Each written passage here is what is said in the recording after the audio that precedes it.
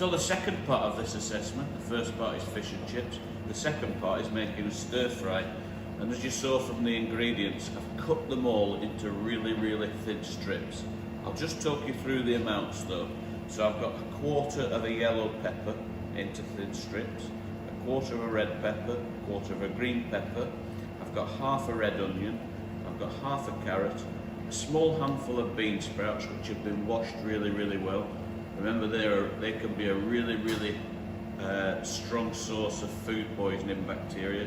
There was a case not so long ago where a group of people died from eating bean sprouts that haven't been washed properly.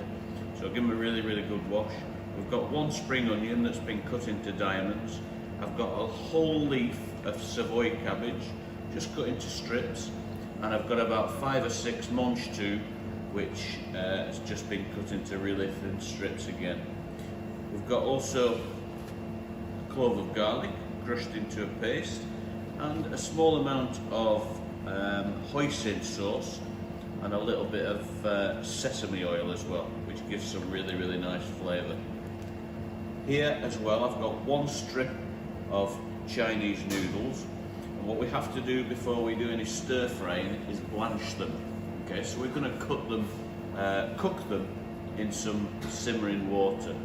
So on my right hand side here, I've got a pan of water which has just come to the boil. In there I'm going to put a really, really good pinch of salt, and I'm going to just drop the noodles in, and they'll literally take about 2 minutes to cook, no more than that. Once they're cooked, then I'll refresh them in cold water.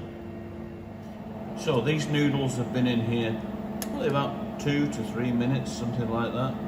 I'm just going to test them just to see whether they're cooked. So you just need to break a small amount off, test it between your teeth, and I can tell that that's cooked because I can just bite through it. So it's just lost its crunchiness, and I can just bite through that. That's just about ready. So we need to refresh them now.